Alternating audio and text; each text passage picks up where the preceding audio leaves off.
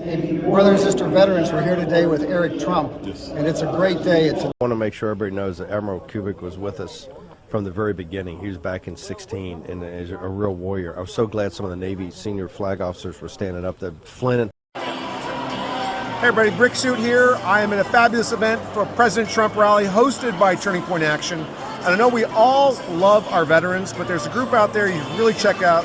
It's Veterans for America First. They support all sorts of America First candidates, and they have a veteran focus that I'm sure you're going to like because we love our veterans. President Trump loves our veterans. Give them a look-see. Hey, what's up, man? It's Fitzgerald. Well, I want to give a shout out to Veterans of America, Veterans First. We need to put more respect on our veterans and not our illegal immigrants. Trump 2024. Hey folks, it's John Rich here, Veterans for Trump, incredible organization. We love our vets. Without men and women willing to sacrifice and die if necessary for our country, we wouldn't have a country. And we all know that. Much respect and much love. God bless you. Perfect. Hey, Congressman Mike Collins here. Listen, a big shout out to Veterans for America First, organization out there doing great things, backing candidates and helping our veterans, people who really need your help and deserve all the gratitude. Debt we could never repay them. Thank you for what you're doing. Keep up the hard work. To all the veterans out there, especially Veterans for America First, we have got to deliver Trump victory. God bless, let's save this country. Hi, it's House Republican Conference Chair Elise Stefanik, representative for New York's 21st Congressional District. Thank you to Veterans for America First for all your hard work. We know that President Trump strongly supports our veterans, and our veterans must turn out to vote for him. Thank you very much. Let's save America. Hey, Georgia and Veterans for Donald J. Trump. You are the reason President Trump prioritizes national security because we do not want to send our sons and daughters to fight another man's war anymore. You guys are the reason we are safe and secure in this country, and it's about time we put a commander-in-chief back in office to prioritize our veterans and our armed forces. Vote DJT. Hey everybody, it's former Congressman Doug Collins, also Colonel, United States Air Force Reserve. For our America First veterans out there, thank you for the service, thank you for the work. We got a lot of work ahead. You keep doing what you're doing, we always got your back. Hey, Congressman Jim Jordan here. Just want to say thank you for helping Veterans for America First and all the great work they're doing. And thank you for helping me in my campaign. You were my first endorsement. So too was Chairman Jordan. Let's get out of it. Thank you. So much. That is wonderful. And thanks for all you guys do. You're amazing. It's wonderful to be a part of this Veterans for Trump family. So keep staying strong. We have a country to save. Working overtime, we've got to do our part too. And one of the things I look forward to, and I'm very grateful for, we've got Jared and Stan and Veterans for America First. You know, what they're trying to do is raise awareness and also incentivize and motivate and encourage people to get out and vote, because that's why we're here. That's why we're doing the job we're doing, is to tell people if you go out and vote, you can make a difference in the selection. And I know not one of you wants to wake up on November 6th and go, man, we could have just done a little bit more in Douglas County. Well, let me just ask before I draw this. Did everybody enjoy the film?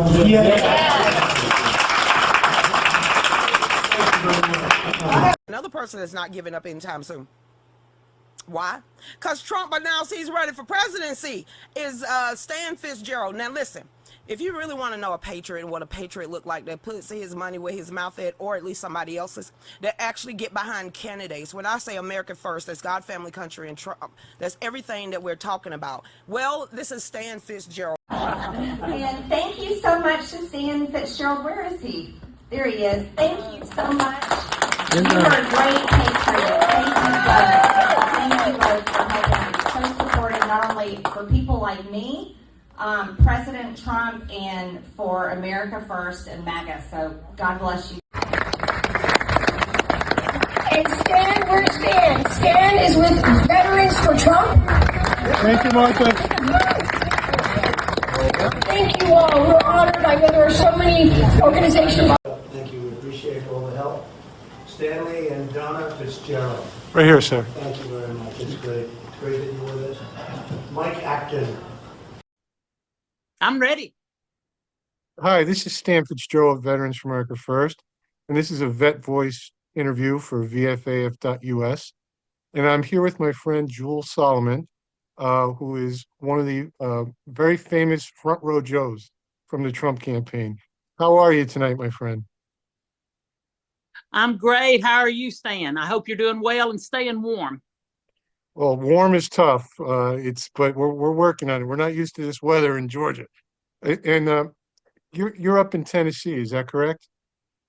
I am. I'm between Chattanooga and Knoxville, about halfway. So let me ask you this. How does somebody from Tennessee get involved to be a front row Joe and travel across the country to countless Trump rallies?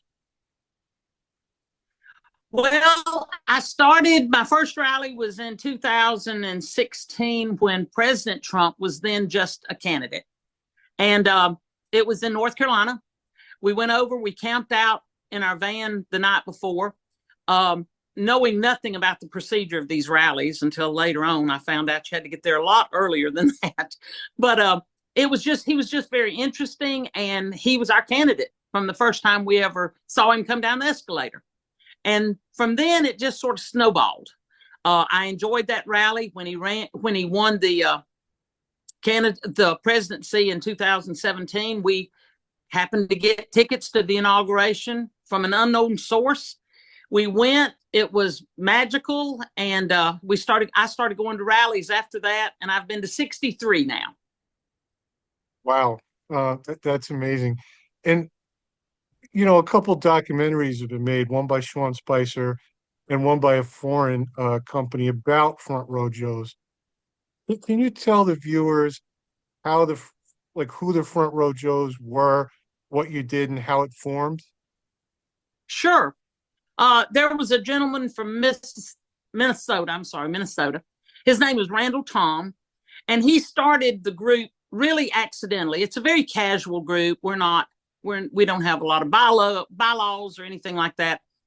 But there's about probably 70 to 75 of us across the country. And Randall had started it because he started going to a lot of rallies. He would get there early. He would always get the crowds excited, all pumped up to see the president. And one night at a rally, he met a young woman that had been a beauty contestant, and I can't remember her name. Melissa Young, I'm sorry. And got to know her during the rally, just in chit chat. And during the rally, she told him, she said, "I'm so glad I met you, Randall. You'll always be my front row Joe." And so that sort of concreted the name. And then I met Randall in 2017, I think it was, in Washington. Happened to be at a march in Washington.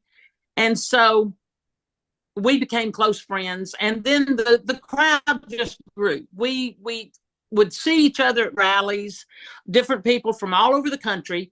There's never a Trump rally without front row Joes in attendance. Not all the front row Joes can go to all the rallies because of our work, commitments and expenses. It can get expensive, but we camp out. I've gone as much as a week early. I sleep in my car, take a cooler, eat out of a cooler, just to where we're down at the front. Sometimes people said, "Oh, they give y'all those seats." They don't give us our seats. We have to get there early and get in the front of the line. And I've seen that firsthand in the rallies in Georgia. I've seen you and several other front row Joes right up front, from driving all across the country to get there.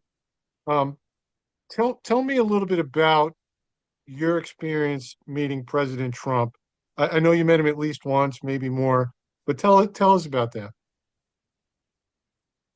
Well, I met him in 2022 at a Charlie Kirk event at the edge of Memphis. And we had gone there, a friend of mine and I, Mike Boatman, we're co-leaders, sort of the front row Joes. And we had gone to the Charlie Kirk event and paid a $25 ticket. So we got in there just to hear the president. And some of the Trump team came to us, and this was about noon. They said, "Look, we want you to be in these seats between 2:30 and 3:30. And we knew these young men that had approached us. And I said, "What's going on?" And one of them said, "The president has requested to meet you." And so, of course, our heads exploded. We couldn't believe it. But we got to meet him, and he's such a down-to-earth I'll tell you this story. It's sort of funny. We've got mules. I ride mules. And I trail ride, and we wagon train. And the name of our farm here in East Tennessee is Awesome Ass Acres. And I told my friend, I said, when we talk, we only have 30 or 40 seconds. I'm going to tell him the name of our farm.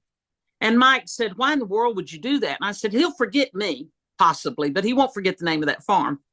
So when I told him that, it had just, the documentary 2000 Mules had just been released a couple of months prior to that. But I never had that on my mind. But when I said, we have a farm named Awesome Ass Acres in East Tennessee, he leaned forward and he said, I said, we have riding mules, because he looked quizzical. And when I said we have riding mules, he leaned forward and he said, have you got 2,000 of them? And it was just so, down to earth. And we laughed about that. And I said, no, sir, it'd be easy, though, because I really like mules. And he said, I like mules, too. Let's get our picture taken.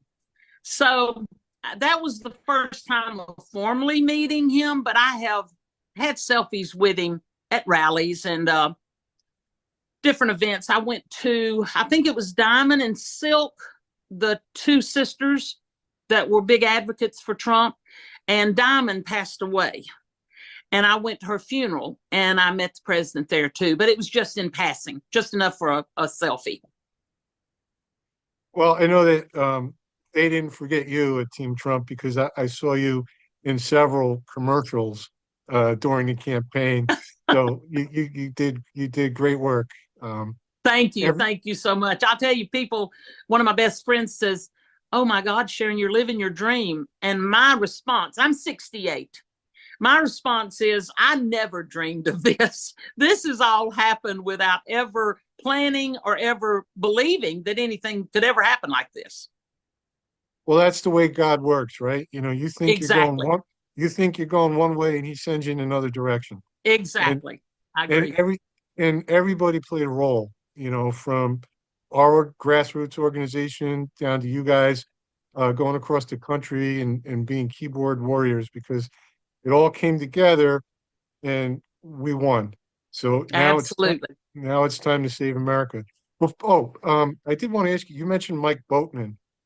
Yes. And I know Mike was in the front row during the assassination attempt on the president. Were you there? And going forward after that, how did that change for Front Row Joes, if at all? Well, I wasn't there. Mike was within about 10 foot of the president in Butler, but I would have been there, but I am a elected delegate from the state of Tennessee, and I happened to be in Milwaukee that night, that evening, that afternoon. And, or I would have been there at the rally with Mike, but it hasn't really changed. Mike has, he's dealt with it rather well, but Mike's very quiet. So I don't know. I don't know how it would affect someone being right there within 10 foot of it, because I know Mike thought it was over with when the president went down and he saw blood. All he could do, in fact, we just talked about this in the last week, all he could do was say, we love you, President Trump. We love you. And he said it was a very scary time. And even by us being in Milwaukee, we happened to be at a restaurant with another couple that went with us to Milwaukee. The gentleman's also a delegate. We were at an Italian restaurant celebrating their anniversary. And my phone blew up. And Mike had actually called me before they'd gotten him off stage. Mike said somebody shot the president. And he had no idea how bad it was or anything. He had not stood up in that epic stance saying, fight, fight. But as far as a group, I've heard no one in our group has said, we're scared to go to rallies. We're concerned. We're always concerned for Donald Trump's safety. We're always concerned for his safety. But we're of the cloth, and I'm sure you're familiar, that just because you're concerned, you don't stay at the house. You show up even more. But my wife is concerned, but we're going to DC this weekend anyway. So what are your plans for the inauguration, and what are the Front Row Joes doing? Well, there's a large group of us, at least 35 or 40 of us. I'm leaving in the morning. I'm sorry, I'm leaving Friday morning. My daughter is driving up from Georgia, and she's going to pick me up about 6 o'clock, and we're going to make the 8.5-hour drive from here. And we should get there sometime Friday afternoon. And then we're just going to be, we're going to the rally on Sunday afternoon. And then we'll be at the swearing-in Monday morning. And some have tickets to the parade. Our tickets, we've got tickets for the swearing in, but tickets haven't been confirmed for other events yet. Well, we hope And I to see say, Stan, this is just my projection, but I think this is going to be the largest inauguration in the history of this country. it's going to be the biggest and best. Oh, I think we just lost Jewel. So I will sign off for her. You could find her on, wait a minute, we'll see if this works, if she could get back on. But Jewel Solomon is on Facebook under Jewel Solomon. You could follow her there. I'm here. All right, it worked. You were starting to break up a little bit, but I heard it clearly enough. And we hope to see you in DC. And so we don't lose you again. Let's Yes. sign off. Let's sign off, but tell people where they could find you on social media to follow you. Okay. My name is Jewel Solomon on Facebook, but there's a story behind that. I was at January the 6th, and a couple of months, I didn't go into the Capitol, but we were there. And a couple of months afterwards, my name is actually Sharon Anderson, but they deleted everything connected with Sharon Anderson off Facebook. So I went back in under my first name and my mule's name, which is Jewel Solomon. So people can find me under Jewel Solomon, and I'd love to make new patriot friends. Well, there you go. Jewel is a patriot. You can find her on Facebook. And I can't resist asking this last question before we hang up. Speaking of Facebook, Okay. Mark Zuckerberg is going to be at the ball and probably at some of the other events. What are your thoughts on Zuckerberg? My thoughts on Zuckerberg is I'm glad he joined forces, even though he was a little late getting in the boat. I'm glad he's, appearing to join forces with the president. Well, those are words of wisdom, because people could be never Trumpers until the president says they're with us. So the president gave Zuckerberg the nod. Yes, exactly. So that's a signal to us just to wait and see what happens. So thank you, Jewel, for your time. That's exactly right, Stan. Please follow Jewel on social media. Thank you, my friend. Thank you so much for having me. All right, take care now. Thank you so much for having me. Thank you for coming on. All right, look forward to seeing you. We'll be there. All right. Bye now. Bye-bye now. Okay.